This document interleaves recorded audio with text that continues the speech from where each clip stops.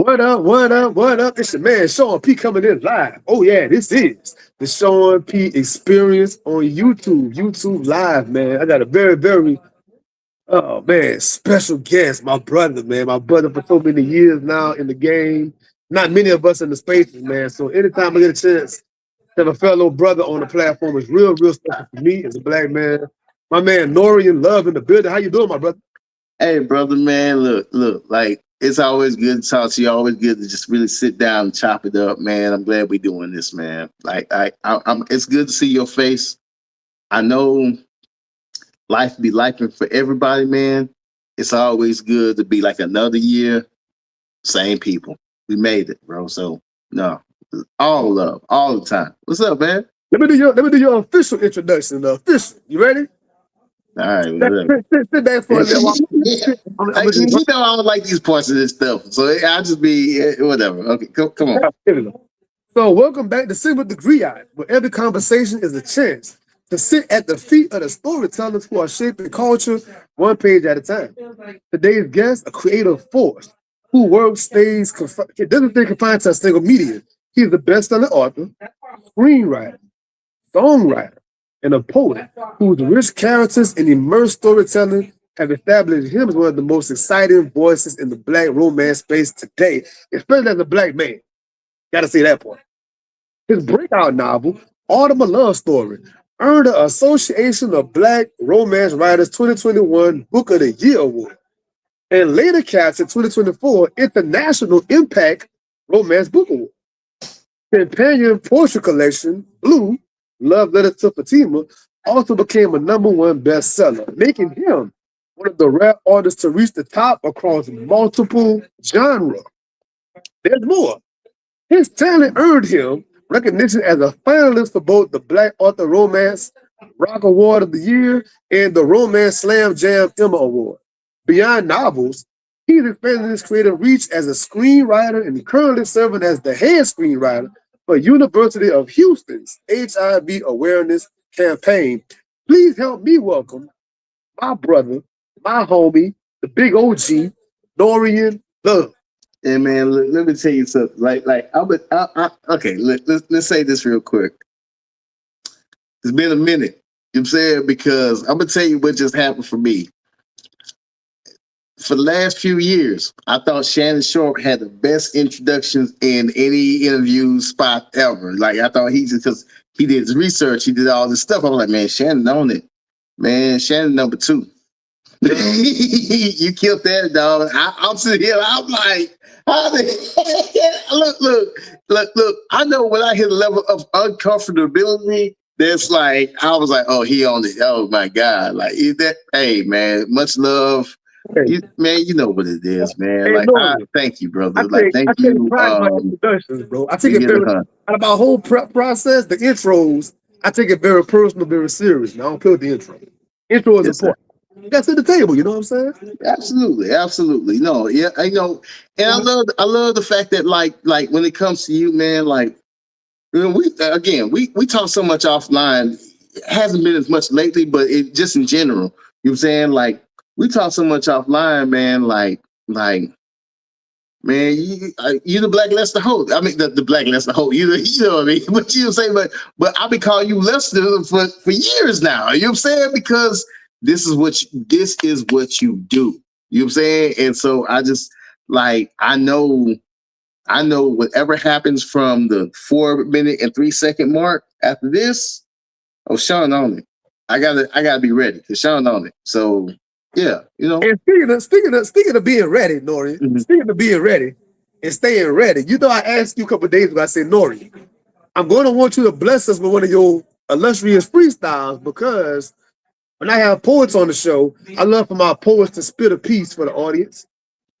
So for those that don't know Norian, that just new to Norian, I want y'all to realize how talented the brother is. In the whole writing community, I know Norian and I know Midnight Michael.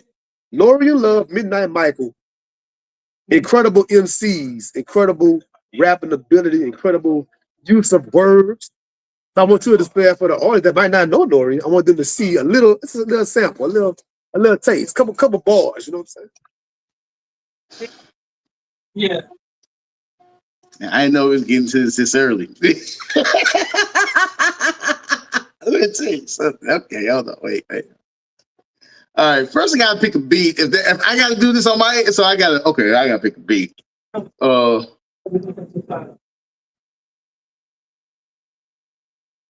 right, let me pick a beat. Let me pick a beat. I'm gonna pick a beat. Let it marinate. Hold on, wait. We go. Wait, you want me to do this now? Right now at the same. Hey, you know what? You ain't got to. Put it to the back burner. No, because I might be ready. I might, if you want me to get it off, you know what I mean. I might be able to get it off. I just gotta because so look, like one thing again. This is Sean with preparation. Out full disclosure, like he hit me up. He was like, "Hey man, look, just in case, you know, I might let you know something." And I'm like, "Okay, cool." You know what I mean? Like, because you know, y'all just gotta follow the pages to see what like. But I didn't prepare.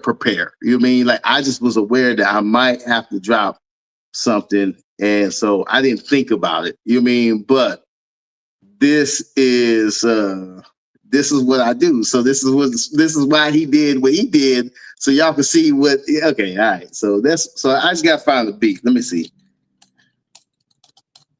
All right. Let me see what we got. Okay. But I don't know if he want to do it right now. So let me just hear a couple of things so I can find the melody. That ain't it clearly. Can you hear the sound? Yeah, you good. Okay. You good. Why would I be able?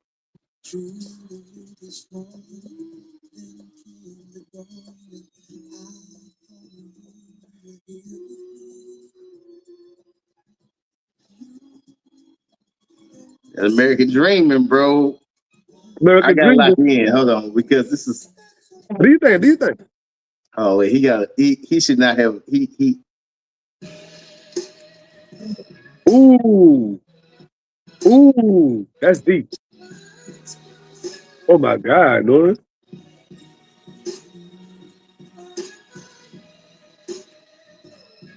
It's a 3 in the morning. Oh, Master Okay, Flex.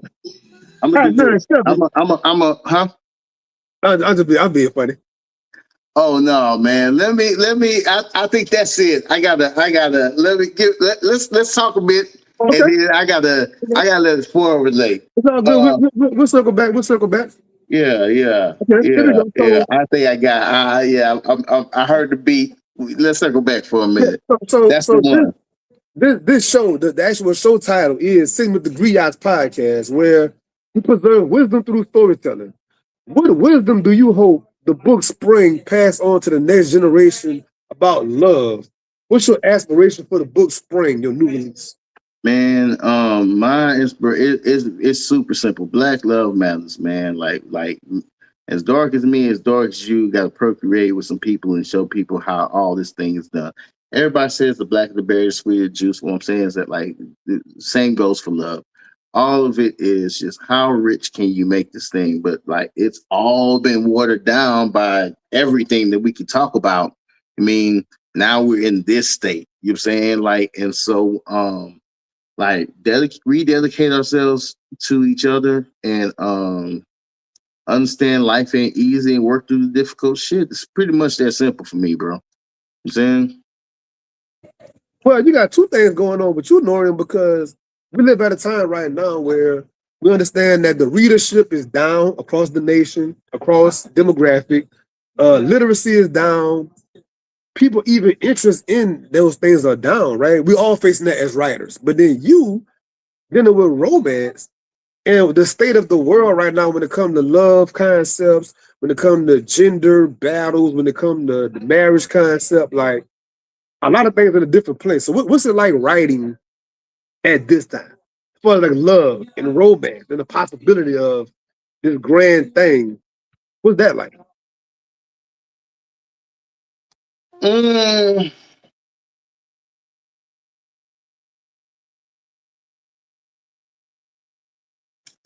dang, bro. Like, see, this is why he lets the hoe, y'all. He gonna hit you with something. He always gonna hit you with something. I think that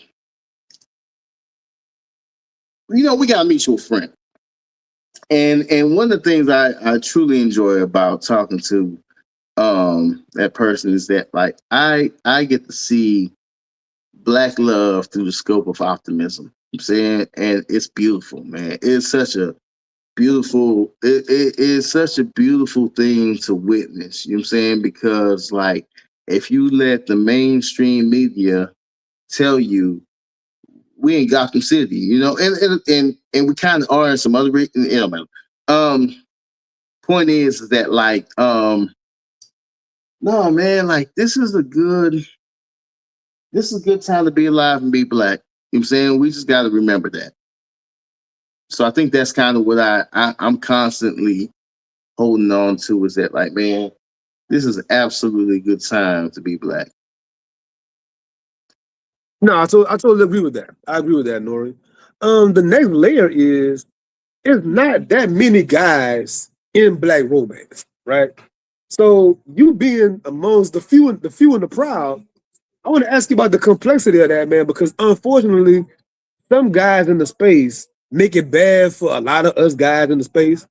And some guys have the wrong intentions or the wrong motives as to why they even here. And they make it bad, put a black eye on us. So whenever we show up, we got to go against all these other preconceived notions about us as if they're trying to weed us out. I know whenever I first came into the book space, it was a lot of people kind of trying, like, who is this guy? Like, where he come from? Like, what he own? It took me years to really earn my stripes to where that's Sean P. He's serious. So what's it like for you in that space as a But you black? know what, man? I'm gonna keep it real with you, bro. Like this. I don't know how this is gonna go over, but I'm gonna keep it the buck. Like, welcome to black manhood. You know what I'm saying? Like we are literally.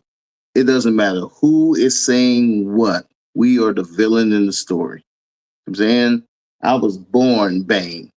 You get what I'm saying? Like I was just born the villain. You know what I'm saying? It doesn't matter what my nature was, what my heart was, what I wanted.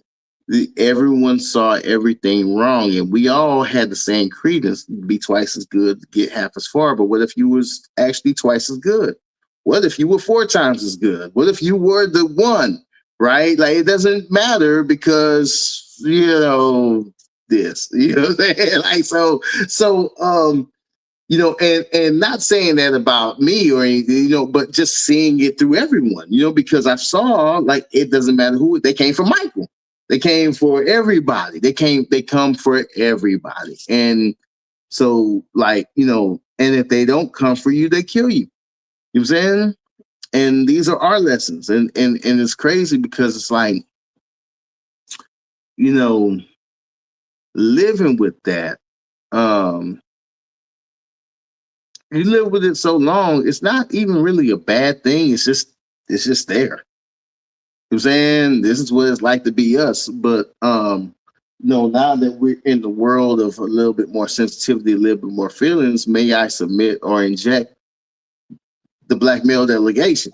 You know what I'm saying? Because and not to speak for all of us, but there's a quiet um you know like anyone who has sons want the best for their sons, but should also understand their sons. You know what I'm saying? And understand that, like, you know, even the father doesn't truly understand the son. You know what I'm saying? Like, that's how crazy it is here. All of this, every level is a different thing. And you're like, wait, what? Like y'all, so y'all doing that now. We didn't have the privilege. We grew up in the world. Everyone was told there could never be a black president. All the people after us, that was the first president they knew. You know what I'm saying? So shit like that is kind of my point, larger. But anyway, I'm just old country boy telling tale. Yeah, man. So that's about the last thing before we get to the actual book, right? When it comes to Mm-hmm. black men in these book spaces, what do you think that we could do to get us together more and do things together as far as like events, as far as like just collaboration? Because like on the black women's side, the romance side in particular, I noticed They do a lot of amazing things like book talk, like other spaces, and even like the actual live events that they put on. I was a part of one this past Sunday here in my local area, man. Of course, had a sprinkle of guys in the building, but like predominantly black women. Put the event on, ran the event, attended the event. Like where we at? You know what I'm saying? So we need something that represent us and show that we can have the camaraderie and do it like that. What do Yeah, you but think? see, Is the, it's a different, what's the objective? it's a different thing, bro. Like it's crazy, right? Like, you know, it's absolutely no secret that black women read, even as much as they try to hide it. I mean, the deeper root is that black men read, but do we? You mean it's so deep? It's like, like could we do what all masculine, right? Could we do what Black Romance Book Fest was? You know what I'm saying? Like we can't. That's the power. You know what I'm saying? And so at first, I think, and admittedly, at the same time, it's like because again, where are our books? There's a lot of things. There's so much systemization in all of this that it's just like but you know um I think it's just that I don't think there's anything to compare. Like it's really something to be admired over here, and then something to understand that like maybe you in the growth phase over here, you got to cluster these people together to even have a voice, and then raise, and then because that's all that happened over here. You know what I'm saying? They executed their power and their authority in what they cared about, and individually but consistently. And then they found a collective.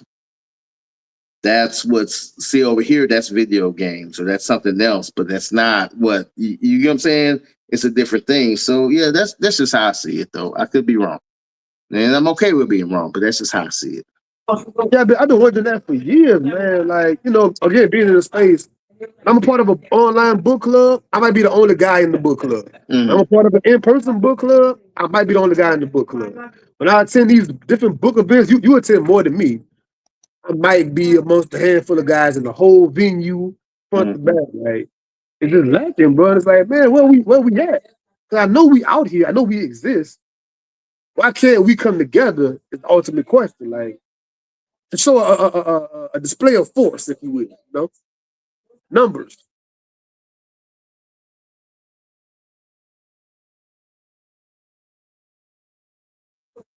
What do you think? Man, man, again, great questions, bro. Like that's what's so crazy about it, is that like you know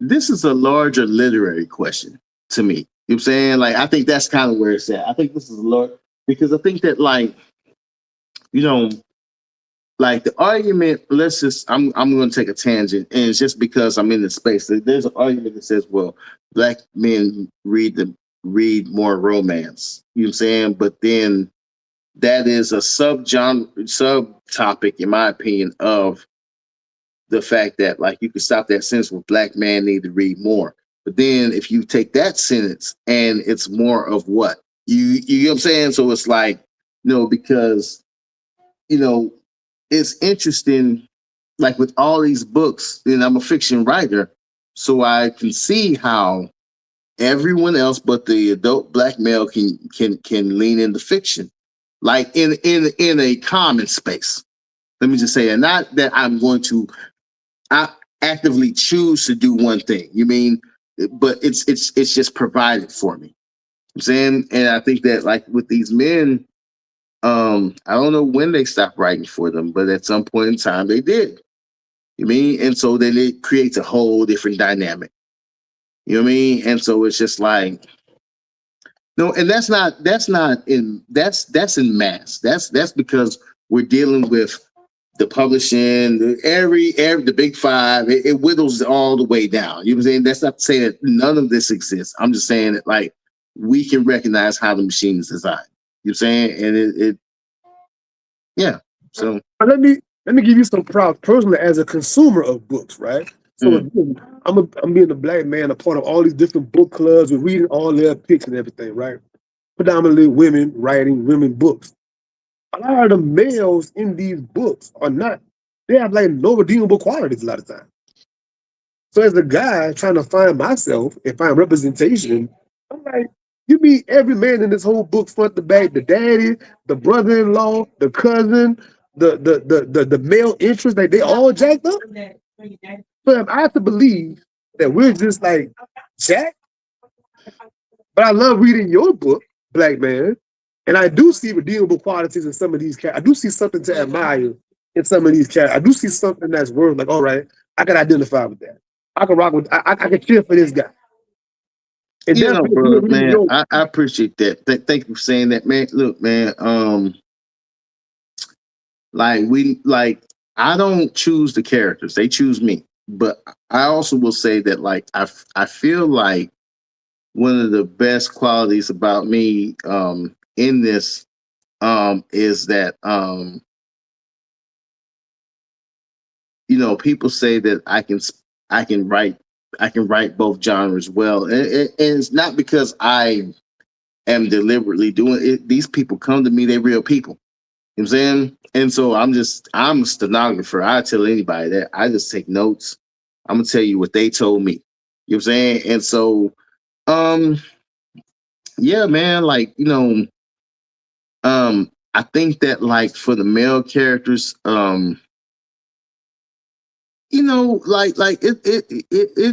it's okay. I put it like this: no one wants to take out the trash. It's the dirtiest job in the house. You know what I'm saying? It doesn't even get the credit of what it is. I gotta deal with all the germs all the time. I mean, and if I miss it, it's known that I'm a failure. You know what I'm saying? Like, something stinks. You didn't do your job. You know what I'm saying? Is that kind of grime that, like, you just inherit, and then if you can appreciate that, you're fine. You mean most people can't evolve, but like you know what your role is. You know what I'm saying? I gotta die. If anything comes to anybody that I decide to bear my last name, it's like I'm the tip of the spear. You know what I'm saying? So they can live. You know what I'm saying? The concept of mortality changes early. The concept of respect, if you so choose to, and what happens is we're talking to a larger point that some young males see all of this and they decide they opt out now. I mean, whereas, we didn't have that choice. We just opted. This is what it is. And so, yeah. When it comes to your brand new book, Spring, I want to ask about the overall, the season series overall. Yeah. So the season series is an ambitious concept. Did you map out all four of the books before you started writing the first book, or did every season reveal itself one book at a time? That's gonna sound weird, man. It was a little bit of both. I knew I was gonna have 4 seasons. They all introduced themselves to me. You know what I'm saying? Like, I don't know. I did not know that these characters came from Autumn. It makes sense that it came from that season because it's the flip side of the season. So it did make sense in that sense, but I did not know that when I was writing Autumn. I just knew that they were going to be, like, I remember writing them and remembering them. You know what I'm saying? And then when I met them again, I was like, oh, it's y'all. Okay, I kind of know. So what's going on? You know what I mean? So yeah, like, I'll tell anybody, man, I wake up in the morning, I see them. I mean, I wake up, I can visually see these people and their complaints, which become the story. You know what I'm saying? They just complain and stuff, and here we are. So I noticed in this book, in the table of contents, right, the imagery of seeds, soil, gardens, planting, growth in the chapter titles. So why was nature such an important metaphor in the spring book? That's the season, man. And I love, again, I love your questions, man. That's the season, man. So, like, every one of these books, if you look at them, the season is kind of the main character. Like, there are things that are happening that just represent the season in the story. And so I think again, I'm not I am I'm compliant to what the art is. You know what I'm saying? I think that like, we talked that larger point. This is this if there's any calling, if you will, for anything, the battleground is for, the genders to kind of but now I want to rap. Sorry. That came in. I was like, look, I heard. Oh, I think I got something now. A word. And that's Man, what's so you crazy crazy. about it. I just be like, You it's like, crazy. oh, it clicked. Okay, but anyway, um, yeah, uh, I might have something for you, bro. I'm ready. Yeah, I'm ready. So, but no, man. I think that like when it comes to picking the seasons, man, and we're talking about love and true love and what love should look like, on from both sides. Man, like, you know, let's talk about it. That's all this is. It's just like let's talk about love, let's talk about relationships, and let's talk about it in this time frame because like when you're young, you find these versions of love. You age out, for lack of a better word, and your guards give you new versions of love. You know what I'm saying? You could have met the wrong person and been the right version of you because you're just too excited or whatever it may be. I mean, but the goal is don't abandon the best versions of love that you have to offer. So That's the one right there, brother. That's the one right there. That's the one. So out of your whole rollout for the season campaign, why was the time right now for Spring and Preston's story?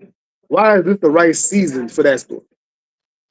man, I was deliberate about the rollout. I mean, I wanted to put it all together in one way, but then I wanted to test pieces individually. I want to hear the soundtrack independent of the story. I want to encapsulate the season at the same time. So it was like this is spring, and so even if you get it at the tail end of spring, you're still in the element, and so all these other things were to bloom, right? And so it's just like you want to make sure that like when you're doing something like this, which I feel is ambitious, you want to make sure that you're just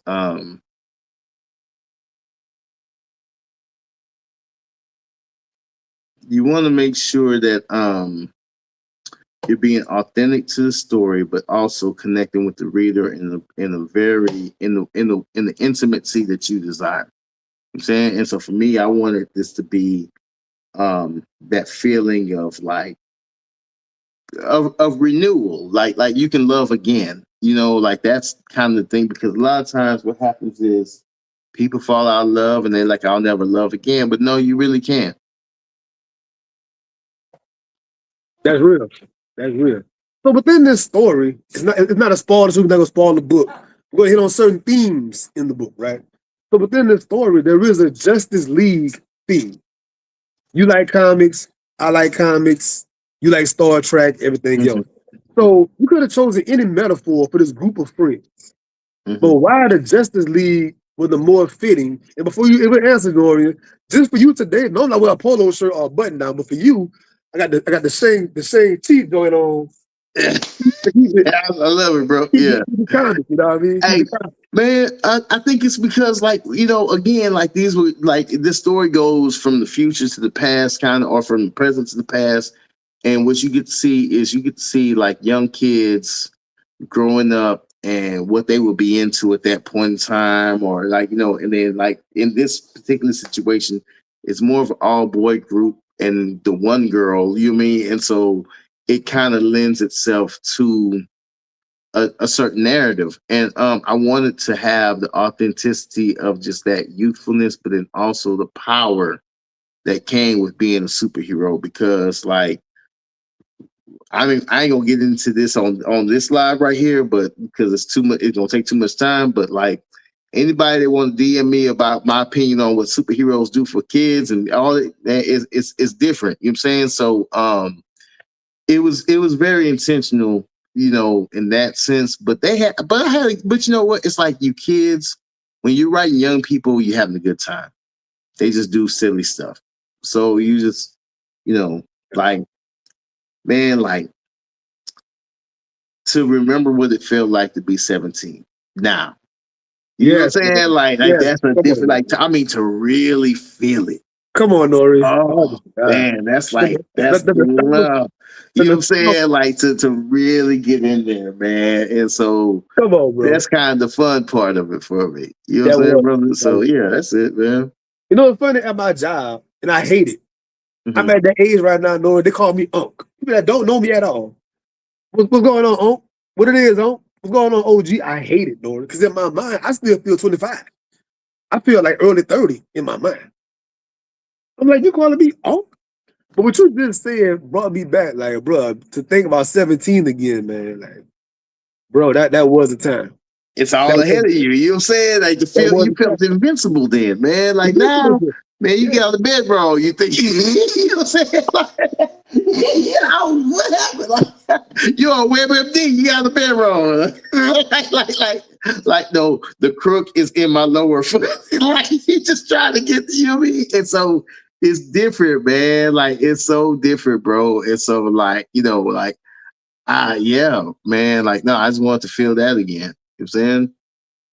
So even though it's a fictional book, I know that a lot of fictional writers still infuse some of their spells inside the story. Mm-hmm. Out of the whole Justice League, which character is more of Norian inside?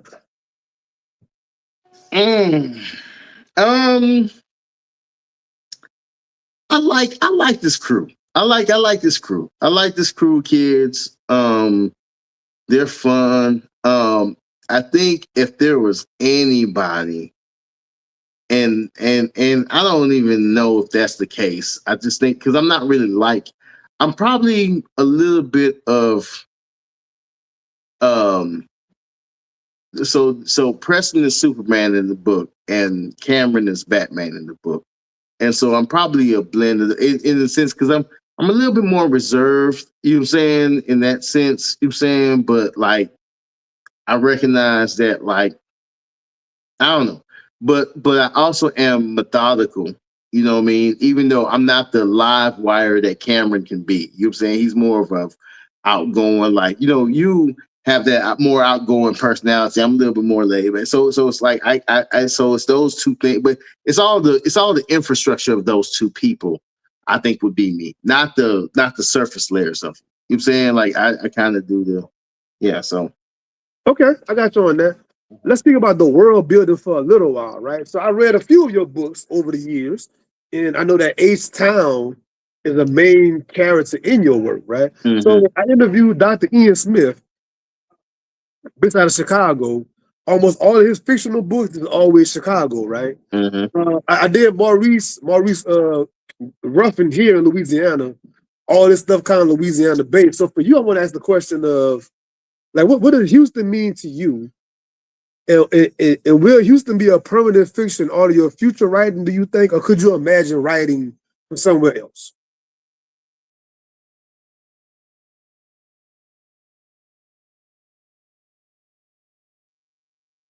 I think I might have lost Norian. I don't know if I lost him on the visual or if I dropped them all together. Hopefully he popped right back in a couple seconds.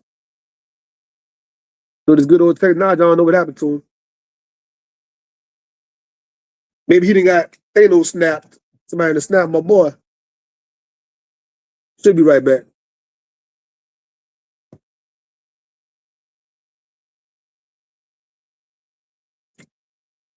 I'll give him a few more seconds before I go ahead and try to check on him. Thanks for the audience joining us right now, giving y'all comments in the chat. I appreciate it. Anybody watching this later, highly appreciate it. Hey, bro, can you hear me? I can hear you now. I can see you now, too. I don't know what happened. I said it. Did they don't stop my dog? Did they don't stop my dog Out of out of here. here? My dog Out of out of here. here. I'm sorry, man. I missed that question. It just went. It did a thing. Want me to pose the question again? Let me set it Please. up again. All right, here we go. So I was asking you. I noticed in a lot of your writing that I've read thus far, Mhm. Houston is the main character, and I mentioned interviewing Dr. Ian Smith. A lot of his books are Chicago based. I did Maurice Carlos Ruffin here in Louisiana. A lot of his books New Orleans based. The question was, can you imagine writing a story somewhere else outside of Houston? And the follow up was, what does Houston mean to you? Oh no, man, no. I mean, like I will write stories outside of Houston, but Houston's always gonna be home, man. And to answer the second part of the question, Houston is home. That's what it means to me. I did not always like the city. I will be the first person to tell you that, man. The city grew on me, and I loved it. And it's crazy because I came here so young. I didn't like it for all the right reasons, but we were both growing up together, man. And so, like, this to me is the best city in the world. I mean, and so I always want to. I love Houston because I feel like we're both underrated. You know what I'm saying? Like, this is just a place that if you come here, you're gonna be like, wow. You know what I'm saying? And part of how if you meet any of us, it's like that. They like it's all like that. It's all everybody. I'm not impressive by any measure from any person from this city. You know what I'm saying? It's just like they all like that, man. It's 3 million wows out here because they all because we hustle here, and you just not gonna find somebody that just do one thing. You know what I'm saying that you're not it don't matter what and it has its own culture. You know what I mean? And so yeah, no, so to me, it's important to highlight that. You know what I'm saying? So yeah. That reminded me of back in like '04, '05. I moved to ATL, right? Mm-hmm. And it reminded me of ATL in the sense of that was my first time. Every person I would meet, nobody was doing one thing. Every person had multiple irons in the fire. It was my first time being around mindsets like that. And it just really, really grew on me. I never let that go clearly. But I love cities like that where it make you have to get that fire under your feet because we all trying to get it. It can't be just one thing.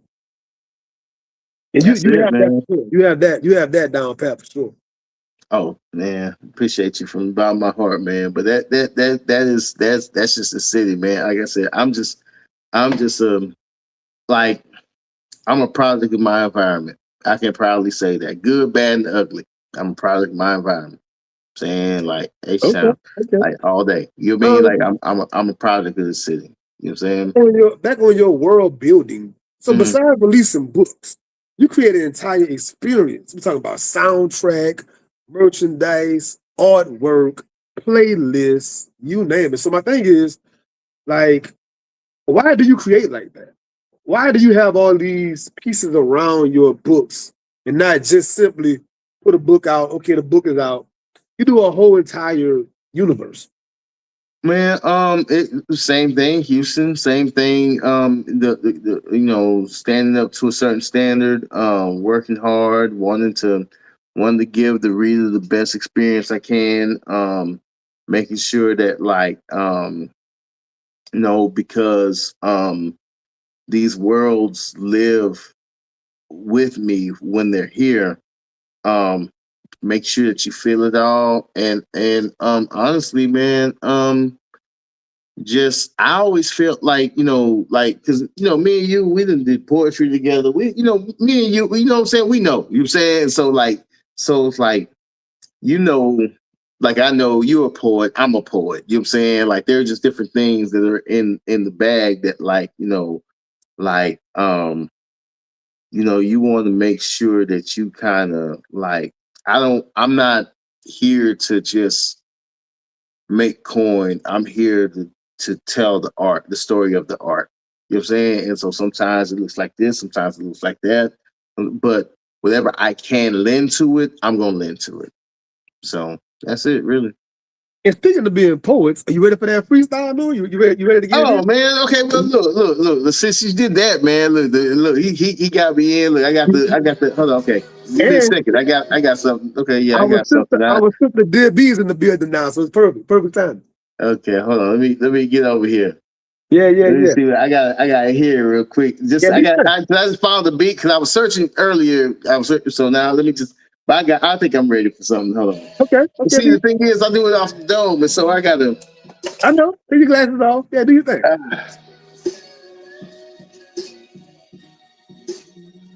Legendary. 3 in the morning. Cosmic Kale. It go like. Sean P. Freestyle. Hold on. Okay, I'm ready. Hold on. Give me a second. I gotta, it's formulated.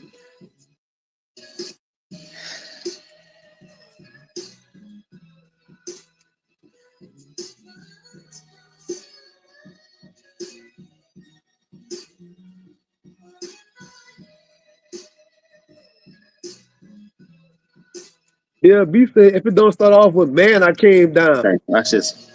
Hey, yo. Here we go. Hey, yo. My brother wanted me to kick off a freestyle. I'm sitting with the Griots tonight for a good while. Your boy been nice since Mike's. Hold on.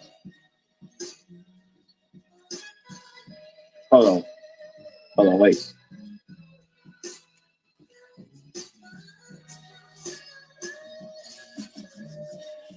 Hey, yo, Sean P wanted me to kick up freestyle.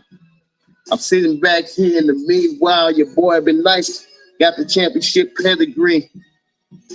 Oh, it's not. It ain't here right now, man. I've been. Hold on, give me a second. Hold on. I'm sorry. I'm sorry. Good. It's all I'm good. making It's it. all good. It's all good, baby. It's right there. But ain't worry about it.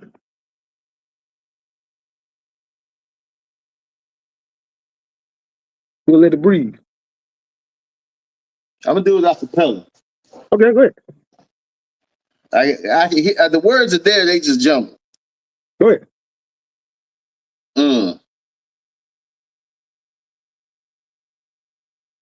Watch this. My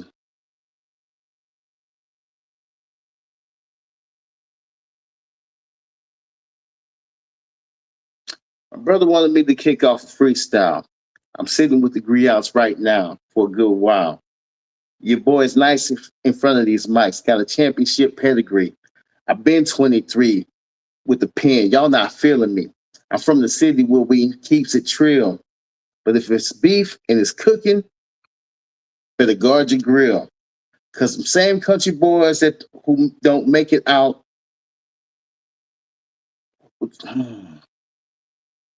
Cause the same country boys who don't make it out a lot, when they get down, sometimes they gotta rob and kill.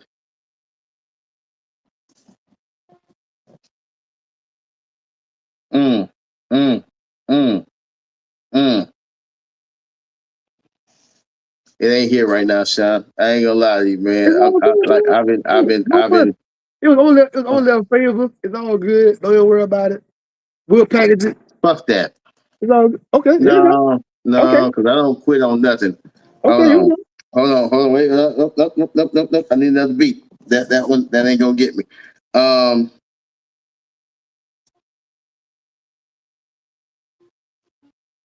Alexa, stop. Challenge been accepted. I don't do this.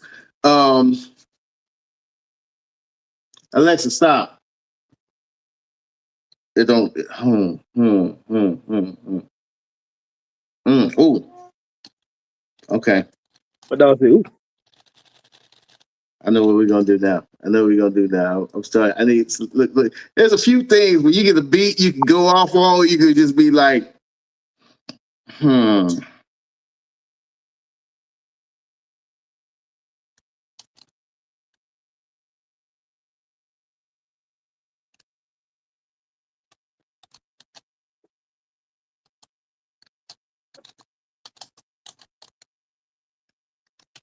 My man refused to go out without a fight.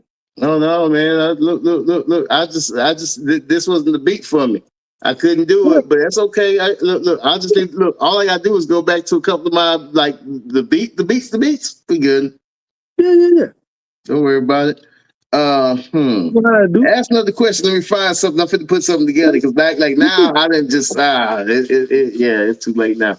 You're cool. What else you got for me, bro? You're cool. So my question is for the soundtrack.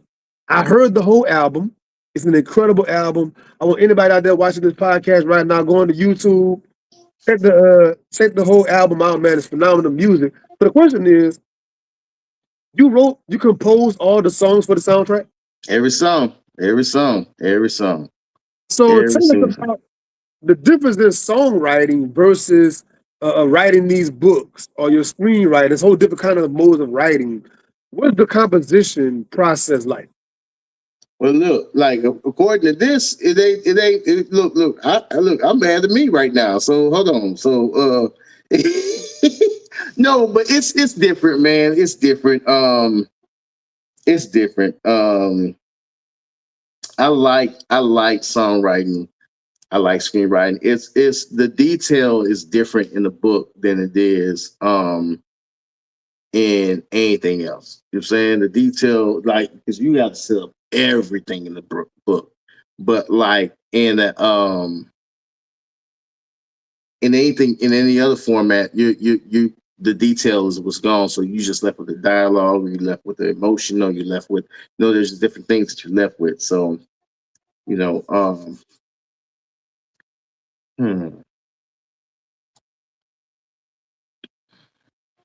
okay, I'm fine. Like, So help me understand the order of this, right? I understand something I heard recently. But you made the actual album first. You make all of this artwork first and then write the book? And how is that possible? I thought the fans had a book already, and then you making songs to match the scenes. No, man, like the music always comes first. The music literally comes. It's the first thing. Like even like right now I'm in spring. Like I don't have a story until I have an album. You know what I'm saying? So like and what was cool about like I'm sorry, summer. I mean, but like with spring, I was I did spring and winter at the same time. You know what I'm saying? Roughly, give or take. And yeah. It was cool. It was cool. I love the fact that I could tell the story after once I heard the music, I knew the story. So does the music set the table for the story? The music sets the whole tone for everything to kind of just flesh out after that? I'm ready, man. Does it work? Are you ready? Okay, go ahead. With the American Express Platinum card, you can unlock experiences like no other. Find out your welcome offer and kickstart your next unforgettable. We have to go here. We have to go here. So I was trying to do something, but we got to do lyricism. Okay.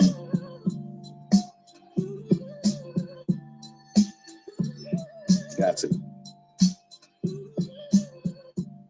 Hey yo, if Brown Laps probably sound like this, I changed the whole freaking game up from flipping the wrist. Now I don't need the metaphor. The moral is this: if you're coming for the king, you best not miss. I'm sorry, I tried to be humble, but it just isn't hope. They say you are what you eat. My mama raised me off goat. I set the pace for pacemakers, because every line comes from the heart. These cats don't even know where to start. I feel like all these Ninja Turtles, they dealing with Master Splinter with a flow so cold you would think it's December and the soul so old it's getting hard to remember. And the irony is that they treat me like a beginner, but I don't even dwell on that. Won't belabor the point. But with this arthritis truth, just check out his joints. They like, there you go, snapping again, sounding like Avon, Stringer Bell, Marlo, trapping again. When I'm just trying to push the ink to keep people inspired like Kanye before Kim made it out the wire. All these double entendres coming out to kind of find so deep that you're seeking the labels required. Just read the book. Look, reading Ravens, the long flow so strong. LeBron Burton be swinging for the.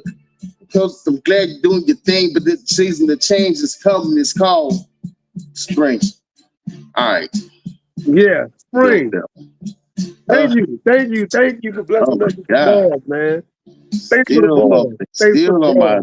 bullshit right now, man. Like, oh my I God, my appreciate brain just ain't where it need to be. It's all good, baby. It happens. But I But appreciate the ball. I appreciate the we ball, got it. man. So here we go. We So got tell us something. about the character creation of Spring. Where Mhm. did she come from? And I noticed in the book, her superpower seems to be in her observation of people, settings, energy. She's real good at seeing the nuance in things. So tell us about the creation of the character Spring. Man, look, bro, I don't really create these characters, man. And I think that's kind of the thing is that like they come like this is the most hard-headed character I've ever had. I thought Autumn was bad. I'm gonna be honest with you. I thought Autumn was deplorable as a human being. You mean not in a bad way? I mean, not like just like as the annoying level of how they wake me up. I mean, Spring don't wake me up because I'm just up now, but she don't leave me alone. You know what I'm saying? It's always something to be done in that world. And I love it. But at the same time, it's like, oh, you know, I don't know. Okay, so help us out for anybody watching this. It's an educational podcast. You got writers watching this, future writers watching this. A lot of authors talk about, man, the characters just talk to me, or they just come in my dreams, or they won't leave me alone. That kind of a conversation, right? How does a person cultivate to get to a point where they're open to get those downloads like that? What would you suggest to a new person? Um, be still. I think that, like, man, you know what? Like, one of the things I will say about like this journey for real is that, like, man, like, I don't I don't let nothing bother me on this journey no more because I know that it's all tests, stress, lessons, blessings. It's all for your betterment. You know what I'm saying? And so like you you spend a lot of time trying to arrive somewhere when you should be spending the time trying to enjoy what you're going through. It'll help you arrive there faster. You know what I'm saying? And so like I don't and then also don't let people who ain't never did nothing tell you no. You know what I'm saying? If you ain't never did nothing, like why I'm listening to you? You know what I'm saying? Like I just don't also I cannot I refuse. You know what I'm saying? Like I just, you know, and if I'm being real with you to keep it the buck, don't let too many people who have done something tell you what to do with what you doing. You know what I'm saying? I'm sorry. You know what I'm saying? Like it just I'm glad you saying it, not me. So this is the multi-award winning Norian Love telling y'all this. So I was at an author event this past Sunday on an author's panel, and a lot of the audience were aspiring writers and stuff like that. And at a certain point, people were saying, man, I got a full book written. I just haven't pressed the publish button yet because they're scared of naysayers. You're scared of the backlash. You're scared of possible whatever. And I'm like, the most backlash you're going to get is 9 writers. Most of us in this writing world, even if Norian writes a trash book, I know how hard it is to even write a trash book. So other writers, I would never bash anybody's work because I know how hard it is to even do it at a bad level, let alone good level. Most times the 9 doers have the harsh criticism. And they're 9 doers, so why would it even matter? They're 9 doers. I think that like it's a fraternity and it don't matter if it's writing, it don't matter what you're doing. It don't matter if you're painting. It don't matter what you're doing. Like in order to join the fraternity or sorority, whatever you want to call it, you have to finish the assignment. You know what I'm saying? If you got a beginning, middle, and end, congratulations, you're a writer. You know what I'm saying? If you print that out and you put it in that, congratulations, welcome to the frame. Now, what you want to do with it from there, that's a different conversation. You know what I'm saying? But you got your beginning, middle, and end, welcome to the pack. You know what I'm saying? And I think that anybody who is over here trying to fight on this side of it can recognize that, like,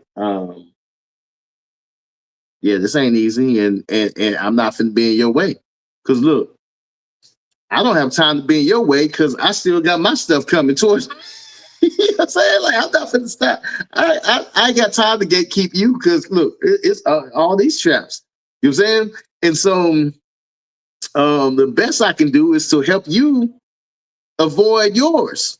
You know what I'm saying? Like, that's really kind of what it is, man. And so I just find love in the whole experience, man, because like I love my people, man, and I don't want any of us to like be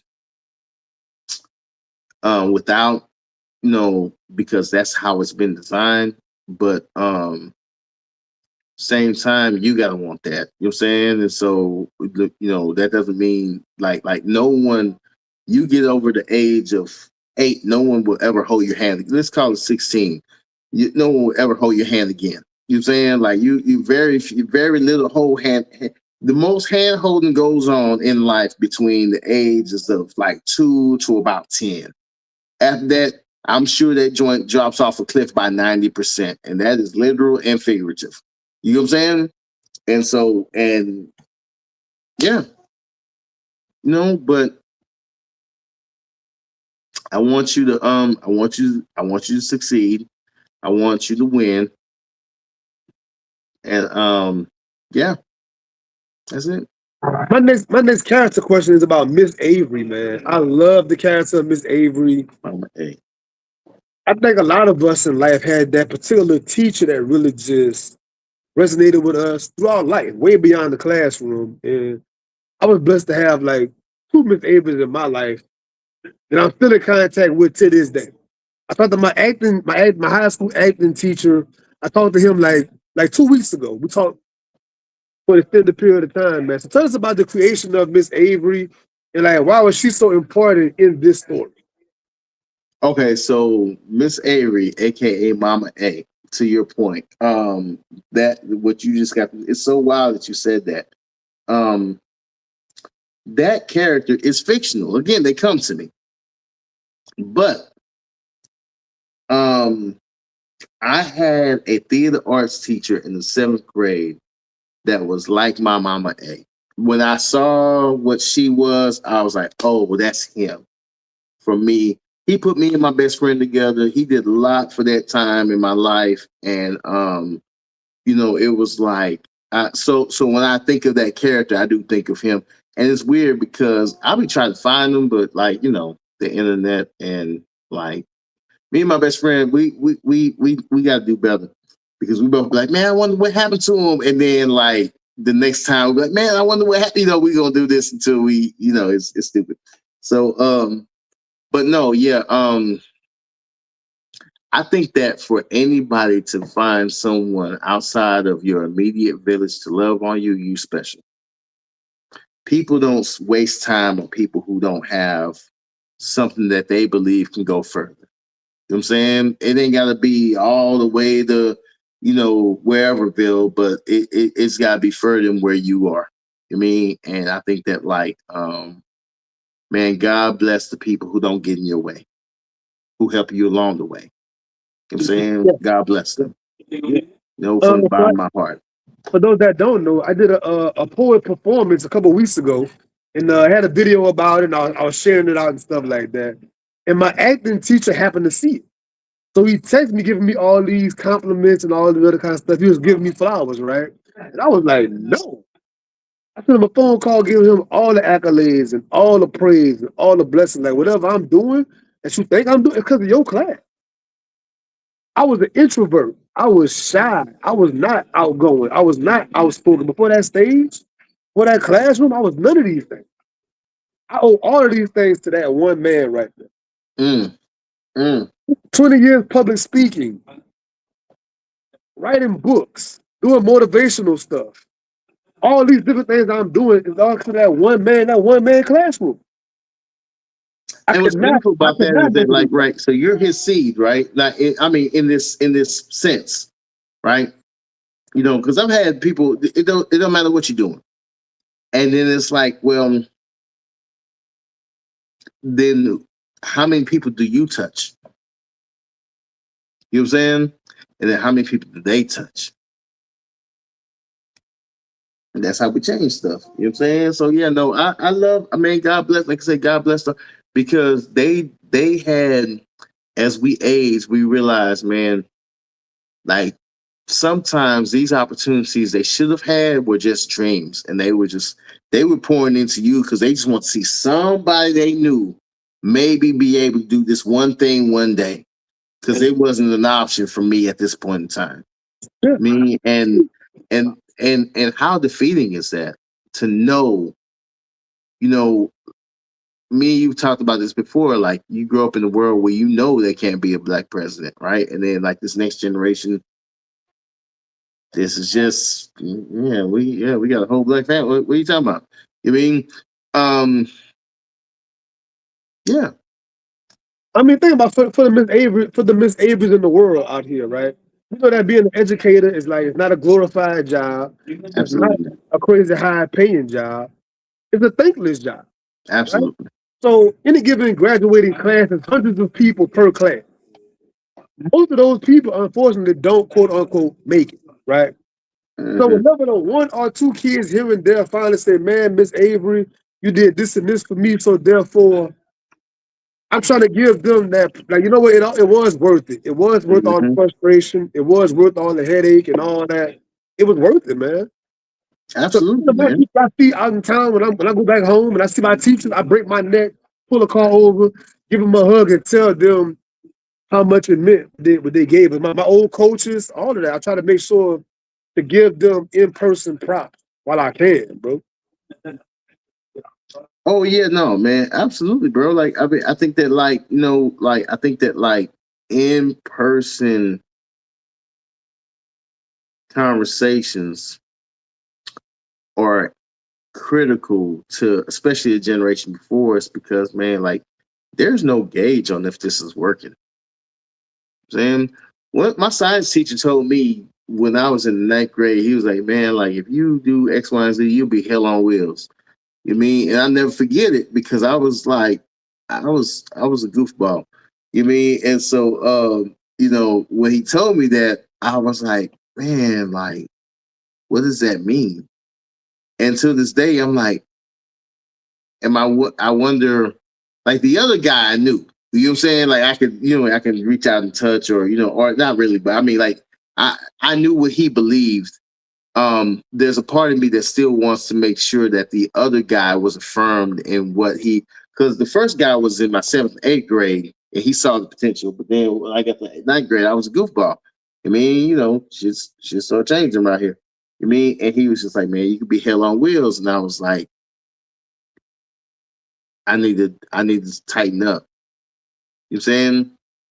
And a part of me is still in the mindset of, man, did I tighten up enough?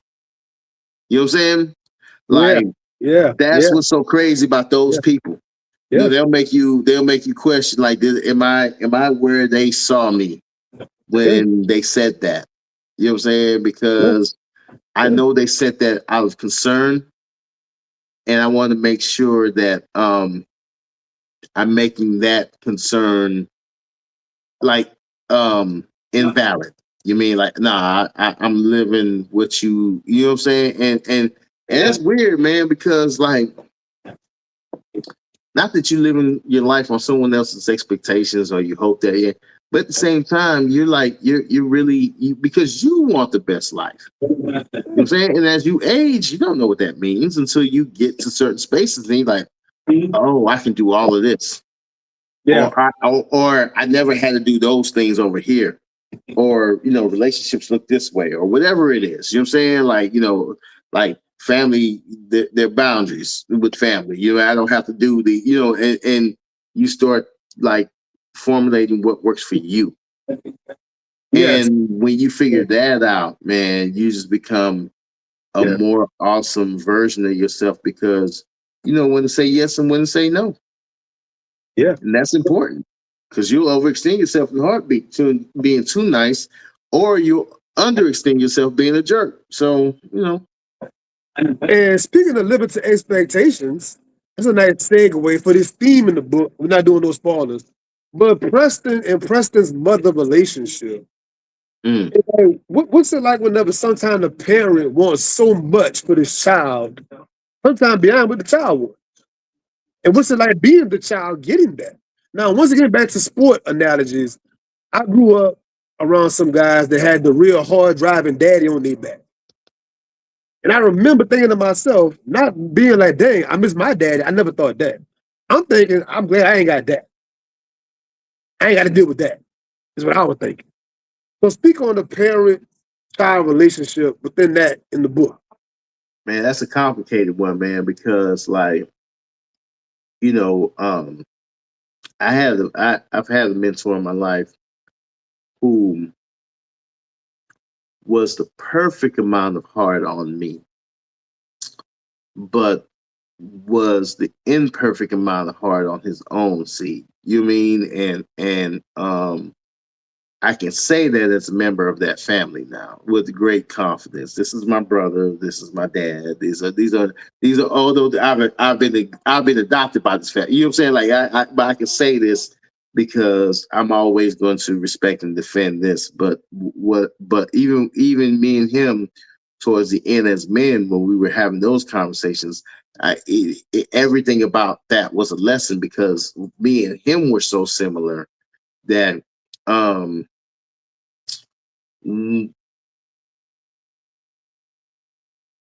you know, when you've done your job, right, privilege comes with that. You know what I'm saying? When you've made it comfortable for these kids, part of it is privilege or comfort, or you want it to be comfortable, it is now comfortable. Then you be mad that it's comfortable. You know what I'm saying? Because it's like it's too comfortable. But you made it comfortable. They didn't make it comfortable. They just enjoying the comfort. And that's a different thing. And you wish sometimes, man, they had the gumption to get up, but when was you ever teaching them that? You know what I'm saying? And so all these things come into the fray.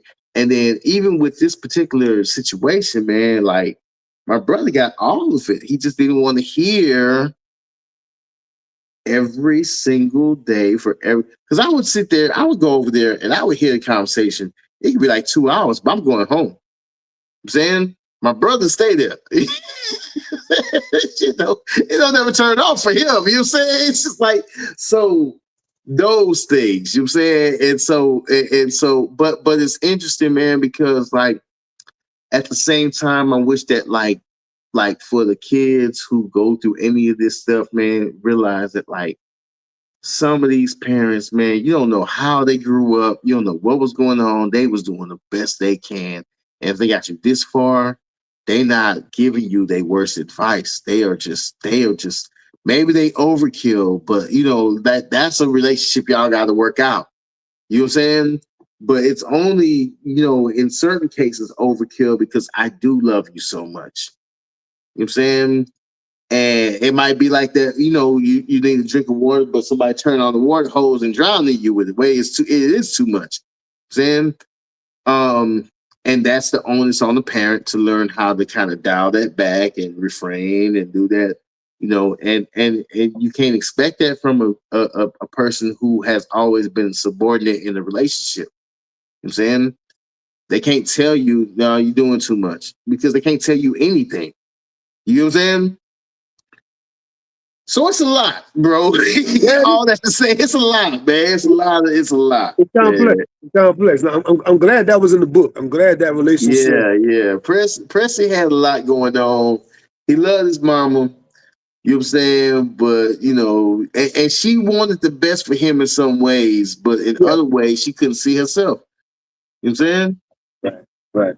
This stuff else too is important in the book, man. Especially for us creatives and things like that. Talk about the different, I mean, the tension between purpose and the relationship, right? So for Spring in her relationship and what she's going through, whenever you're a creative, a lot of things that we're doing, there's no set timeline on it. There's no set deadline. There is no 401k. There's no retirement thing. You just pretty much, you're trying to do this thing. And for your spouse that might not be in that world, for them to understand how we're wired and how we see it, how we think. That could be two contrasting, colliding things, man. So like, let's talk about that and why that's in the book, man. That's important. Man, so this is great. This is a strong point about the book. I'm glad you brought this up because this is a decision. Then you decide what you want to be on earth. You know what I'm saying? You can let someone else decide for you, and it'll never be what you're actually worth or what you're doing or this and the other.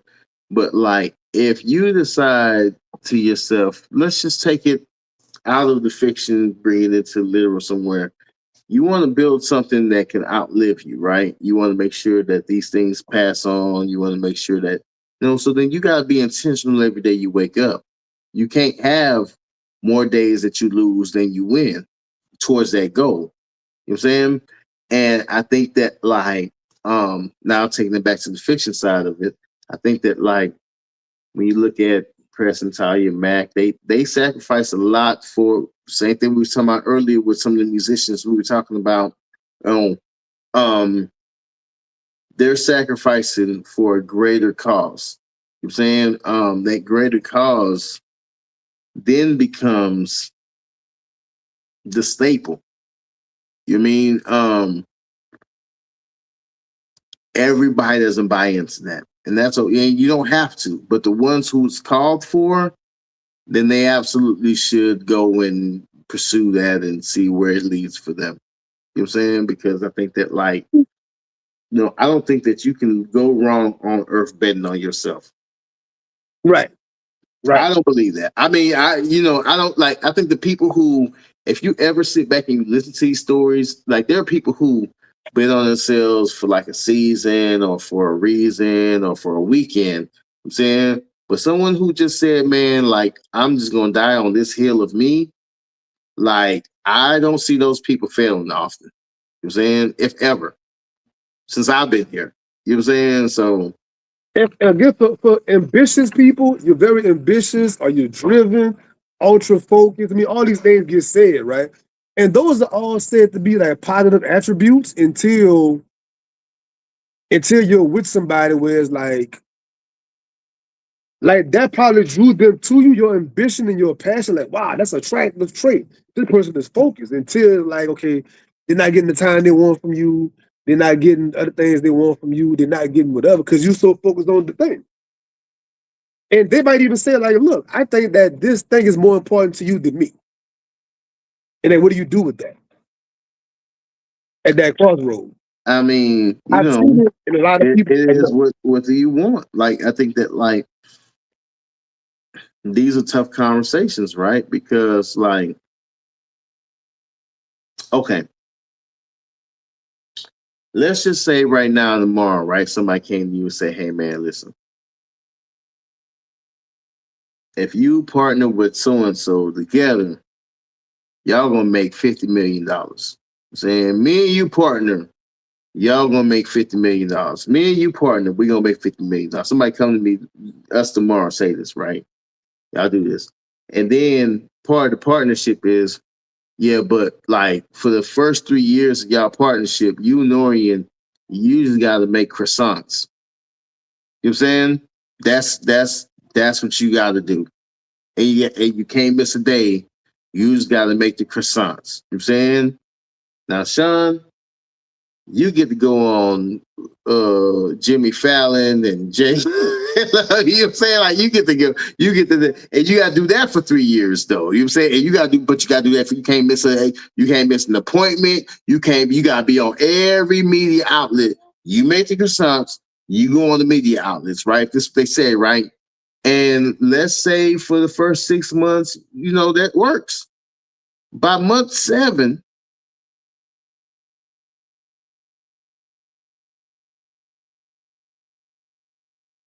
and so it's important to kind of like, just be able to get scope of that and just be able to say, hey, no, this is what we're going to do. This is how we're going to do. You know what I mean? Because like, I don't think that like you can appreciate the journey.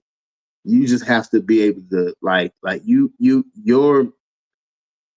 you cannot know where the journey ends before it begins. You're saying you just have to be able to buy into whatever you're willing to pay for, pay that. You know what I'm saying? Because if they told you beforehand, you ain't gonna do it. And the crazy part about it is the person that you're trying to be with is like they want, because a man will get used in adulthood is stability, right? They want stability. They want to know for a definite in the next 20 years it look like this. In the next 5 years it look like that. In this world that we're operating in, we don't even know that. I can't predict next year and what's gonna crack and what's not gonna crack and I can't do that. So I can't sit at the table and give you a definite timeline of something that I don't even know. But I want you to believe in said thing. Like that's what it's like. You know what I'm saying? Yeah, no, I mean, I and, can't and give I you think I that's can't give part you a of it is definite that like for you 40. don't know, no one knows. I'm saying no one knows. This is not a stable place. This is Earth. I'm saying there's a reason why the deers have babies, and then in about 10 minutes we all got to move because something's coming. You know what I'm saying? Like this is Earth, and I think that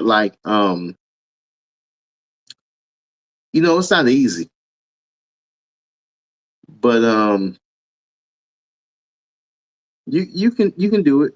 You can do it. We all can do it. It's just about learning those things, changing the dynamics, and then being intentional about whatever the future holds for you.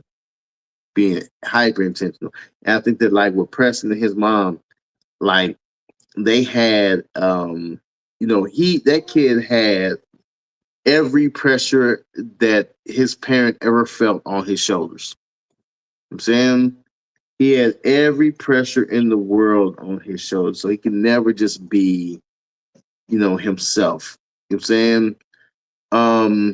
I don't know if we owe that to our families, but I do understand at the same time families are important. You know what I'm saying? And I think that I put it like this. We owe to our families what they are all willing to collectively work for. There are no free rides with No. 50 people or whatever the number is. You know what I'm saying? Like, we all got to be able to pull our. Now, if all you can pull is this, then but you got to pull that. You know what I'm saying? If that's all you can pull is 10 pounds, you got to pull your 10. We're not even going to ask you to pull 11, but you got to pull your 10. You know what I'm saying? Yeah, but That's where we live. I got two last questions for the bottom of the podcast. Two questions, man. So the first one is, as an independent author, man, you are a master to me of marketing, promotion.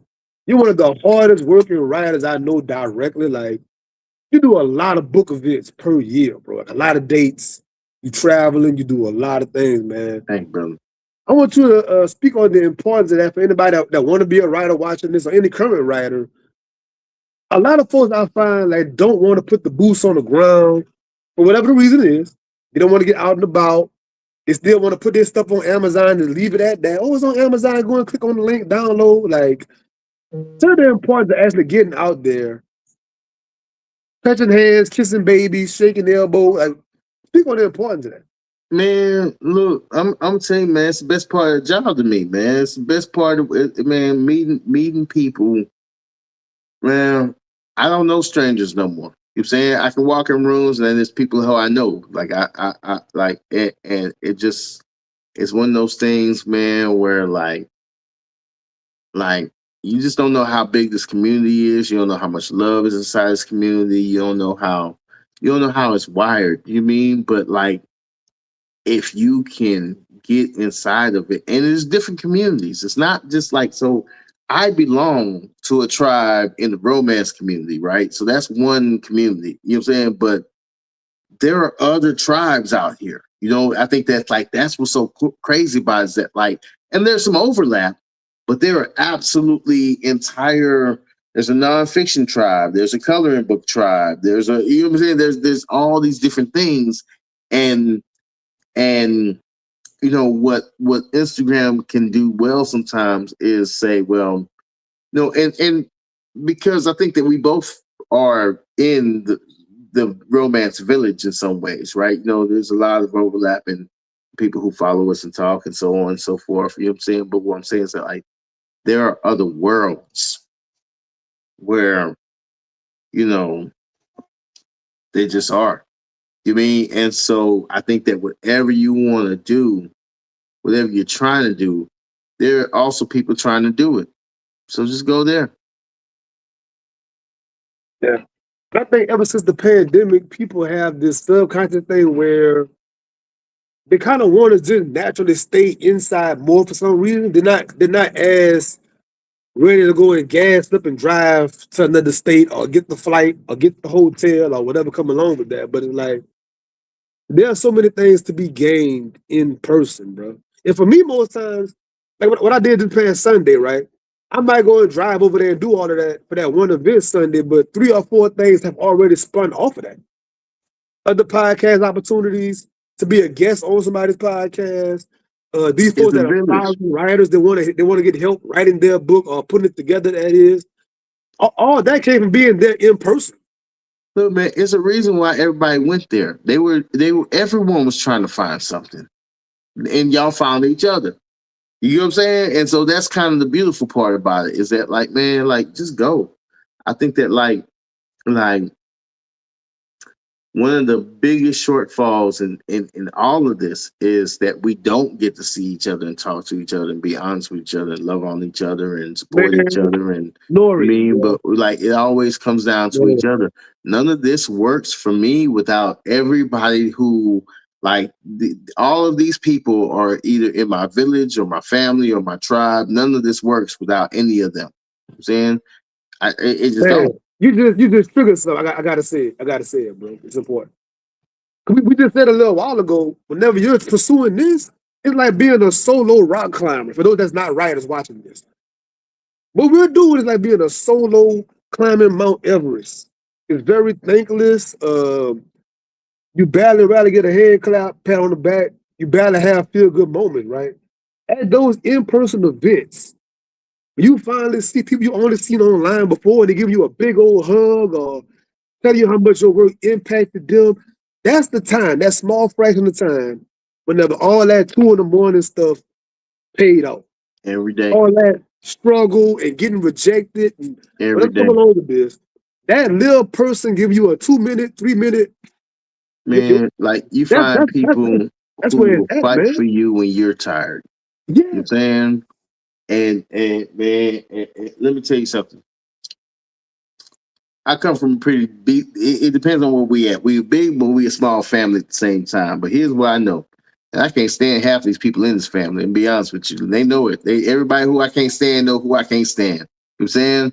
But I got 2 hands to lend to them if anybody come for them. You know what I'm saying? Like, because we family. You know what I'm saying? And so it's just like that you cannot replicate. And I think that when you find that in this tribe, man, like, there's people who will go 10 toes down behind you, man. And you just like,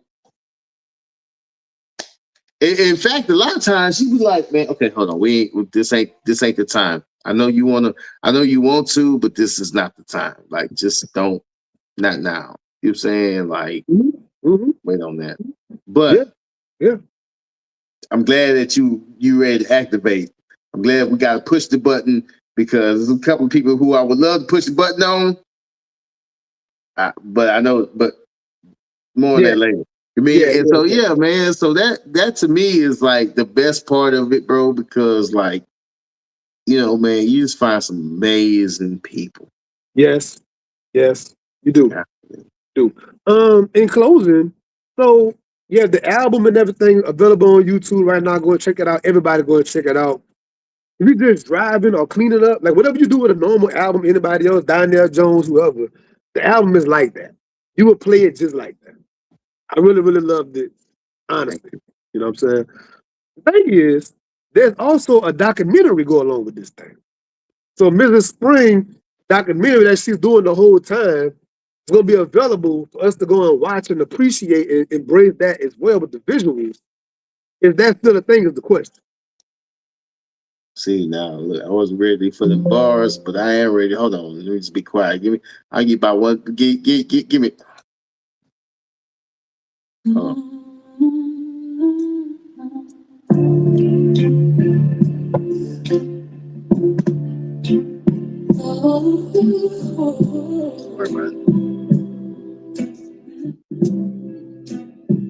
All the time we spent together. Wait a minute. Thought we will last forever. Preston Cole under fire tonight. An altercation is said to have taken place in downtown Houston. Tonight, R&B We contacted artist Preston Cole's legal team, but they declined to comment at this time. Sources say he's become increasingly erratic. Preston Cole is back in the news after being hit with another civil lawsuit. Insiders say that the R&B star, one thing's for sure, this isn't the same man we once knew. Norian, is it available? That's not what happened. That's just the version they kept. I was there, and nobody asked me. All right, you were saying, brother? Is it available? Not yet. We just, Wait, I was trying to let you know. Yeah, we a little paprika, a little bit of first. You first get a little taste. You know how you be cooking it. Hey, bro. I'm telling you, bro, just being an observer over the years, man, anybody watching this, I met Norian probably 4 to 5 years ago. Upon meeting Norian off the top, he was always never a gatekeeper, so forthcoming with different things when it comes to business and the practices and all of these things. And I really, really love observing your journey, man, as a writer. And even outside of your presence, when I talk to other writers, independent writers, we're talking about Norian and what Norian's doing. We're talking about Norian's methodologies and Norian's mindset. And that happens outside of your presence, bro. So I'm just giving you crazy, bro. That means a lot. That means thank you, brother. That means wow. Like, cause I know you're talking to quality people, man. For me to even be in y'all conversation, that's wow. Thank you. Yeah. Thank you from the bottom of my heart.